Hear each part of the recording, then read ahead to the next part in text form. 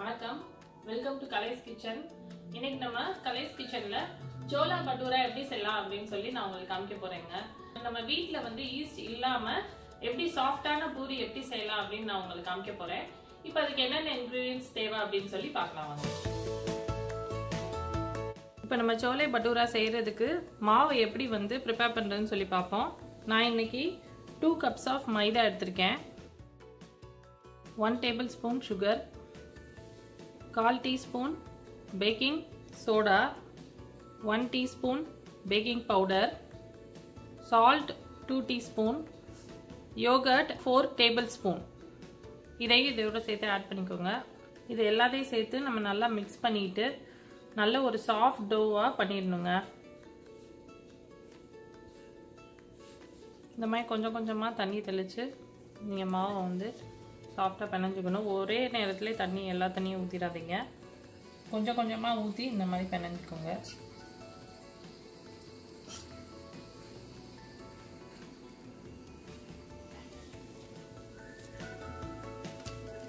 இப்போ இதில் கொஞ்சமாக இந்த மாதிரி ஆயில் ஊற்றிக்கோங்க.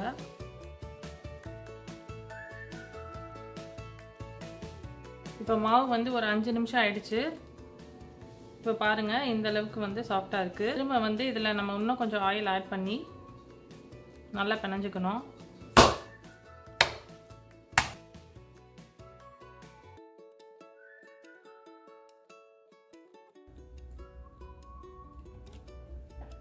இந்த மாதிரி மாவு வந்து நீங்கள் பிணைஞ்சிட்டு 2 மணி நேரம் வந்து நீங்கள் நல்லா ரெஸ்ட் பண்ணிடுங்க. இப்போ 2 மணி நேரம் ஆயிடுச்சுங்க. இப்போ மாவு நம்ம எப்படி இருக்குன்னு பார்ப்போம். இப்போ நீங்கள் தொட்டு பார்த்தீங்கன்னா இந்த மாதிரி இந்த அளவுக்கு சாஃப்டாக இருக்குங்க. அப்போ தான் பூரி வந்து உங்களுக்கு நல்லா சாஃப்டாக இருக்கும். இப்போ வந்து இதை நம்ம சின்ன சின்ன பந்துகளாக உருட்டிக்குவோம்.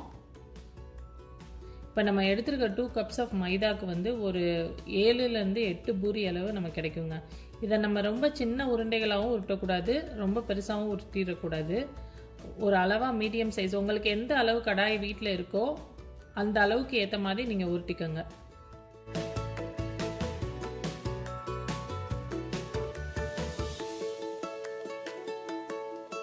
இந்த உருண்டைகளை வந்து நல்ல கிராக்ஸ் இல்லாமல் நல்லா உருட்டிக்கோங்க.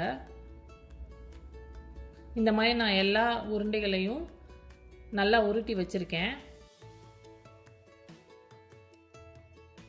இந்த மாதிரி நான் எல்லா உருண்டைகளையும் உருட்டி வச்சுருக்கேன். இப்போ நம்ம எப்படி பூரி தேய்க்கலாம்னு சொல்லிட்டு பார்ப்போம்.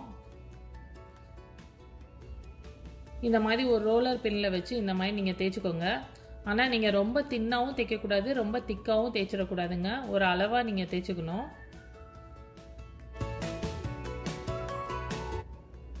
நீங்கள் பூரி வந்து எண்ணெயில் போட முன்னாடி எண்ணெய் வந்து நல்லா நல்லா ஹாட்டாக இருக்கணுங்க, நல்லா காஞ்சிருக்கணும். அப்போ தான் பூரி வந்து நல்லா எலும்பி வரும். இந்த மாதிரி நல்லா புஷ்ஷுன்னு எலும்பி வந்திருக்கு பார்த்தீங்களா? அதுக்கப்புறம் நீங்கள் இந்த மாதிரி பரட்டி விட்டுக்கோங்க. அவ்வளோதான், நம்ம சோலை பட்டூரா ரெடி ஆயிடுச்சு. இதை வந்து நம்ம சோலை மசாலா வச்சு நீங்கள் காம்பினேஷனாக சாப்பிட்டிங்கன்னா ரொம்ப டேஸ்ட்டாக இருக்குங்க. அந்த சோலை மசாலாக்குரிய ரெசிபியும் நம்ம சேனல்லே இருக்குது, நீங்கள் அதை போய் செக் பண்ணிக்கோங்க. இந்த ரெசிபி உங்களுக்கு பிடிச்சிருந்ததுன்னா உங்களோட கமெண்ட்ஸை வந்து கமெண்ட் பாக்ஸில் போஸ்ட் பண்ணிடுங்க. உங்கள் ஃப்ரெண்ட்ஸ்க்கும் இந்த வீடியோவை ஷேர் பண்ணுங்கள். மறக்காமல் நம்ம சேனலுக்கும் சப்ஸ்கிரைப் பண்ணிடுங்க. நன்றி.